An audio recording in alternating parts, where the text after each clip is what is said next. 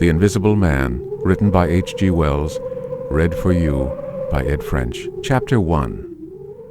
The Strange Man's Arrival.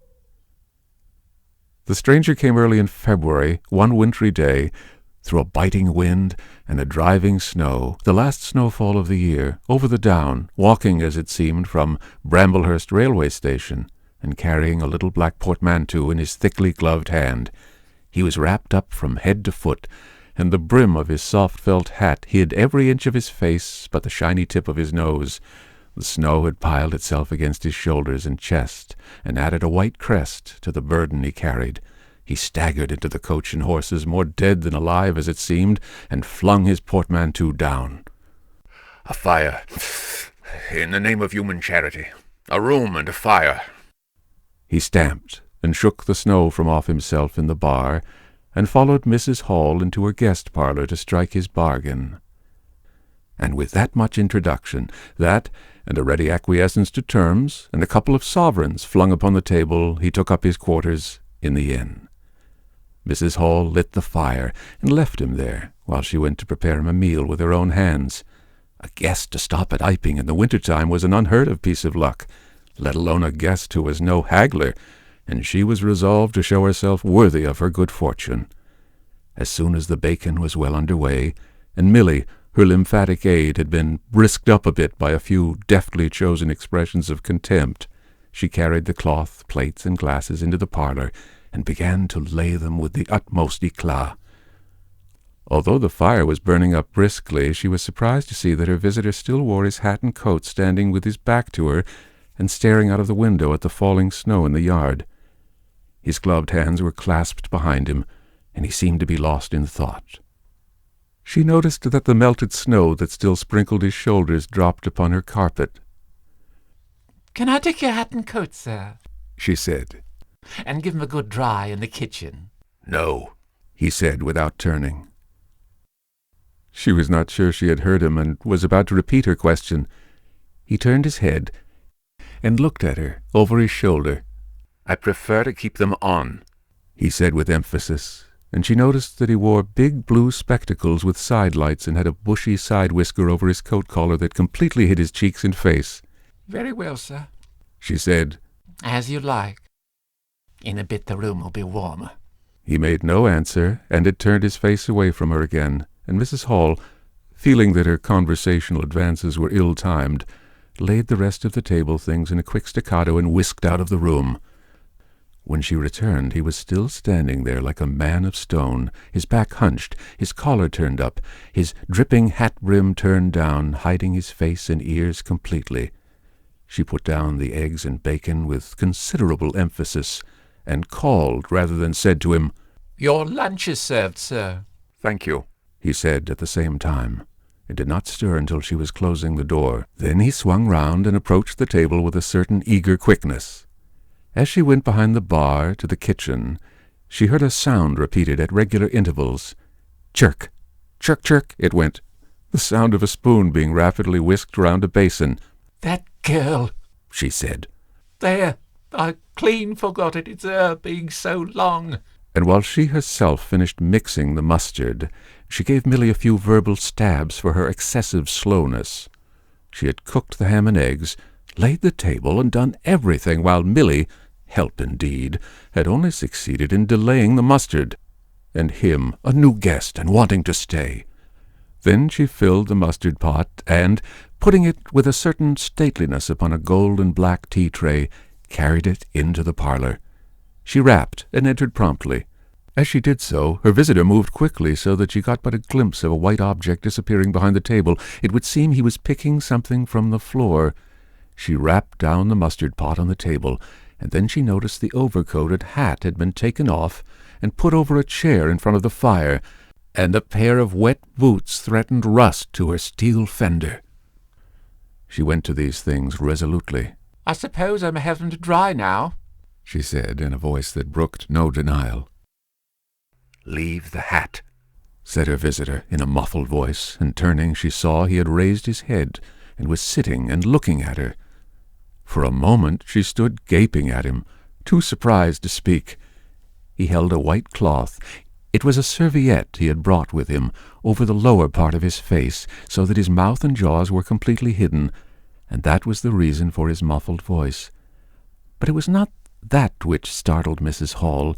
It was the fact that all his forehead above his blue glasses was covered by a white bandage, and that another covered his ears, leaving not a scrap of his face exposed, excepting only his pink, peaked nose. It was bright, pink, and shiny, just as it had been at first. He wore a dark brown velvet jacket, with a high, black, linen-lined collar turned up about his neck.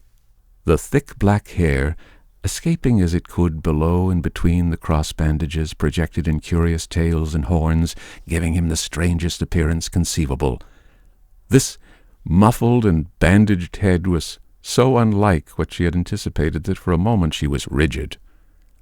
He did not remove the serviette, but remained holding it, as she saw now, with a brown-gloved hand, and regarding her with his inscrutable blue glasses. "Leave the hat," he said, speaking very distinctly through the white cloth. Her nerves began to recover from the shock they had received. She placed the hat on the chair again by the fire. "Oh, I didn't know, sir," she began. "that—" And she stopped, embarrassed. "Thank you," he said dryly, glancing from her to the door, and then at her again. "I'll have them nicely dried at once, sir," she said, and carried his clothes out of the room. She glanced at his white-swathed head and blue goggles again as she was going out of the door, but his napkin was still in front of his face. She shivered a little as she closed the door behind her, and her face was eloquent of her surprise and perplexity. "I never—" she whispered. "There." She went quite softly to the kitchen and was too preoccupied to ask Milly what she was messing about with now when she got there. The visitor sat and listened to her retreating feet. He glanced inquiringly at the window before he removed his serviette and resumed his meal. He took a mouthful, glanced suspiciously at the window, took another mouthful, then rose and, taking the serviette in his hand, walked across the room and pulled the blind down to the top of the white muslin that obscured the lower panes. This left the room in a twilight. This done, he returned with an easier air to the table at his meal. "The poor soul's had an accident or operation or something," said Mrs. Hall. "What a turn them bandages did give me, to be sure." She put on some more coal, unfolded the clothes horse, and extended the traveller's coat upon this. "And their goggles! Why, he looked more like a diving helmet than a human man. She hung his muffler on a corner of the horse. And holding that handkerchief over his mouth all the time, talking through it.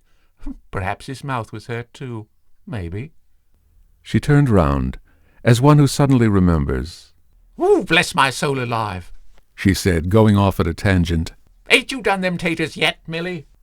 When Mrs. Hall went to clear away the stranger's lunch, her idea that his mouth must also have been cut or disfigured in the accident she supposed him to have suffered was confirmed, for he was smoking a pipe, and all the time that she was in the room he never loosened the silk muffler he had wrapped round the lower part of his face to put the mouthpiece to his lips. Yet it was not forgetfulness, for she saw he glanced at it as it smouldered out. He sat in the corner with his back to the window blind and spoke now, having eaten and drunk and been comfortably warmed through, with less aggressive brevity than before. The reflection of the fire lent a kind of red animation to his big spectacles they had lacked hitherto. "I have some luggage," he said, "at Bramblehurst Station." and he asked her how he could have it sent.